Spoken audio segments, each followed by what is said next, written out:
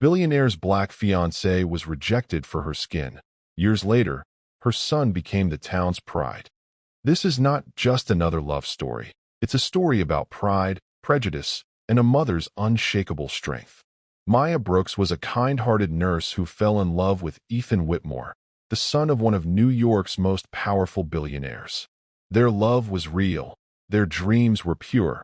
But the moment she walked into his parents' mansion, everything changed. They said she didn't belong. They said she would stain their legacy. Heartbroken, Maya left with nothing but her unborn child and a promise in her heart that her son would never beg for acceptance. Years passed. That same child grew into a man who would one day make the entire town whisper his name. A man so successful that the very family who once rejected him would come back, desperate to claim him as their own. But when they returned, what he did next shocked everyone. Now, let's go back to the night it all began. The elevator doors slid open to the top floor of the Whitmore Tower, a world built on silence, wealth, and judgment. Maya Brooks took a deep breath. Her palms were sweaty, but she smiled anyway.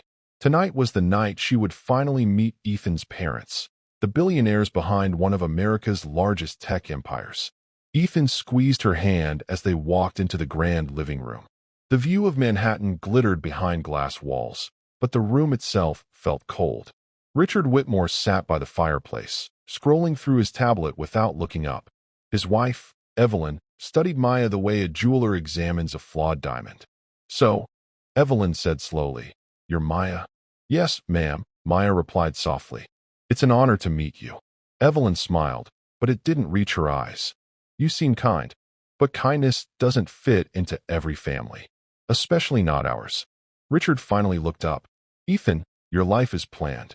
Our brand is clean. Don't make it complicated." Maya's heart raced. "I'm not trying to take anything. I love your son." Evelyn's voice dropped. "Then love him quietly. Because you'll never fit our picture." The words sliced deeper than any blade. And Ethan said nothing. Maya stood frozen, her throat tight as if the air itself had turned against her. She looked at Ethan, waiting for him to speak, to defend her, to say anything. But he didn't. "Ethan," she whispered. Her voice trembled. "You're just going to stand there?" He looked down, torn between the woman he loved and the world he came from. "Maya, please, my parents just need time." Evelyn rose from her seat. "Time won't change what blood cannot mix," she said coldly. Maya felt her heart crack. She turned toward the door, tears threatening to fall, but pride holding them back. "I don't need your family's money," she said quietly. "But one day, you'll wish you'd stood up for what's right." Ethan tried to follow her. "Maya, wait." She stopped at the elevator, wiping her tears. "No, Ethan. If you have to choose between me and your image, you already chose." The doors closed, and with that final sound, her dreams closed too. Outside, the night wind hit her face as she stepped onto the quiet street. She held her belly, whispering, "It's just you and me now, baby." And in that moment, her strength was born from heartbreak. Rain poured over Brooklyn that night as Maya walked home, her heels clicking against the wet pavement. She had left her job at the clinic, her savings barely enough to rent a small one-bedroom apartment. The city lights blurred through her tears, but she kept walking. Months passed. Ethan never called. No flowers, no message, just silence. Yet, every morning, she got up and went to work, determined to prepare for the life growing inside her. When her baby boy was born, she named him Noah, because she believed God would make a way where there seemed to be none. Maya worked double shifts as a nurse, studying at night to earn her degree in healthcare management. Whenever she looked at Noah sleeping beside her, she whispered, "You'll never have to beg for a place in this world. You'll make one." Sometimes, she passed billboards of Ethan's family, the Whitmores smiling in business magazines, celebrating new company milestones. But Maya didn't flinch anymore. She had made a promise to her son, to raise him with love, dignity, and faith, not resentment. And though she didn't know it yet, that same child would one day rewrite the Whitmore legacy forever. By the time Noah turned 9, his mind was already chasing dreams bigger than their tiny Brooklyn apartment. While other kids spent afternoons playing video games, Noah sat by the window sketching buildings, drawing bridges, and coding on his mother's old laptop. Maya would watch him from the kitchen table, exhausted but proud. "You've got your father's brain," she'd say with a smile. Noah looked up. "Then I'll use it better." He didn't know much about his father. Maya never badmouthed Ethan, but the silence told enough. Still, Noah worked hard, top of his class, polite, driven, and hungry for knowledge. At school, some kids teased him for wearing secondhand clothes, but he never fought back. He just smiled and said, "Give me 10 years. Every night, before bed, he'd whisper to his mother, "One day, I'll build you a house so high we can see the whole city." Maya would kiss his forehead. "You already built something better, baby. You built hope." Neither of them knew that the boy sketching in that corner room would grow into a man whose name the world would one day know, and the Whitmores would one day regret losing. Years passed like chapters turning. By 21, Noah Brooks was already making headlines on college bulletin boards. A full-ride scholarship to MIT, top of his engineering class, and the founder of a startup that caught the attention of venture capitalists before he even graduated. Every investor wanted a piece of the young man with the sharp mind and calm confidence. But Noah wasn't just chasing profit. He wanted purpose. "I want to build something that helps people," he told his mother one night as they sat in their modest living room. "Something that makes life better for families like ours." Maya smiled, holding back tears. "That's how I know you'll go farther than any of them." By 25, Noah launched Brooks Technologies, a renewable energy firm that revolutionized clean power storage. News anchors called him the genius from Brooklyn who beat the billionaires at their own game. Across the city, Richard Whitmore read those headlines with unease. His own company was losing contracts, many of them to Noah's firm. When Evelyn asked, "Who's this Brooks kid everyone's talking about?" Richard replied quietly, "Someone we should have never turned away." But it was already too late. The past was coming back, on Noah's terms. It started with a press conference. Cameras flashed as Noah Brooks stepped onto the stage to announce his company's latest partnership, a billion-dollar clean energy contract that would power half the city. What no one expected was the second name on that contract, Whitmore Industries. The same family that once rejected his mother was now unknowingly bidding for a deal with her son. When Richard Whitmore saw the name Noah Brooks on the proposal, his hands trembled. He called his assistant. "Get me this young man's file. Everything you can find." Later that night, Richard stared at a photo on his desk, the one Ethan once showed him years ago. A woman with kind eyes and dark skin.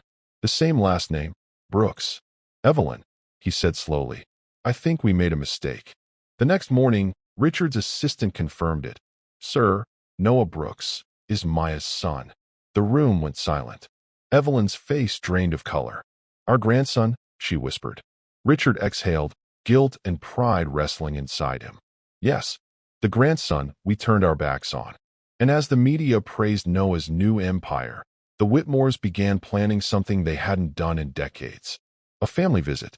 It was a quiet Saturday morning when Maya opened her front door and froze.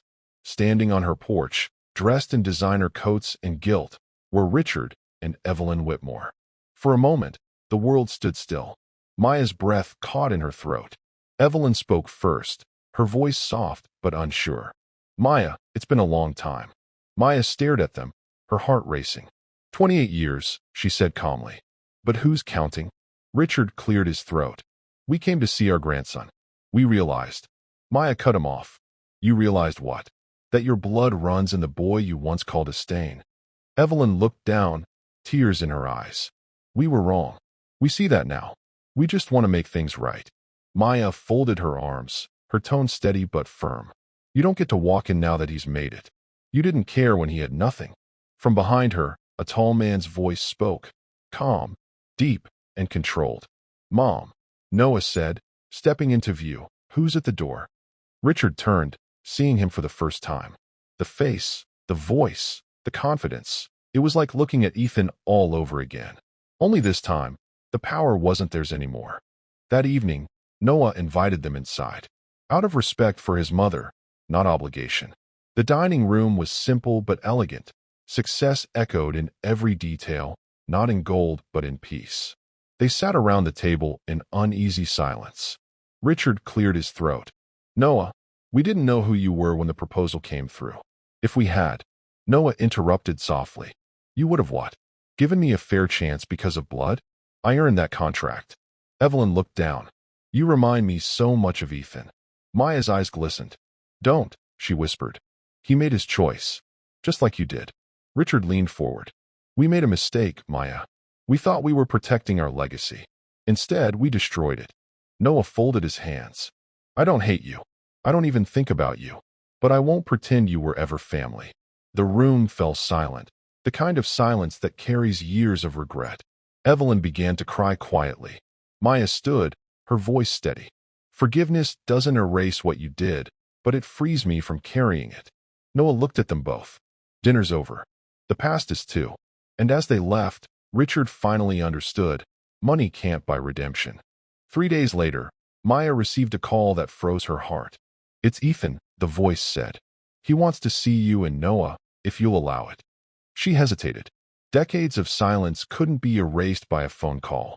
Still, she agreed. Not for herself, but for her son. When they arrived at a private clinic uptown, Ethan Whitmore sat by the window, pale and frail. Time had humbled the man who once let silence destroy everything. When Noah entered, Ethan's eyes filled with tears. You look just like her, he whispered. Noah stood tall, calm but distant. I look like both of you, he said. You just chose not to see it. Ethan reached out a shaking hand. I was weak. I let fear and pride take everything that mattered. Maya's voice softened. You didn't lose everything, Ethan. You gave it away. He nodded, eyes wet. I know. But before I go, I needed to tell you both. I was proud of you, even from afar. For the first time in years, silence didn't hurt. Noah looked at him and said quietly, I forgive you. And in that moment, Ethan finally breathed, as a father, not a Whitmore. Months passed after that hospital visit. Ethan Whitmore passed away quietly, his final wish fulfilled, to be buried not beside the empire he built, but near the family he had once lost. At the funeral, Maya stood with Noah beside the grave.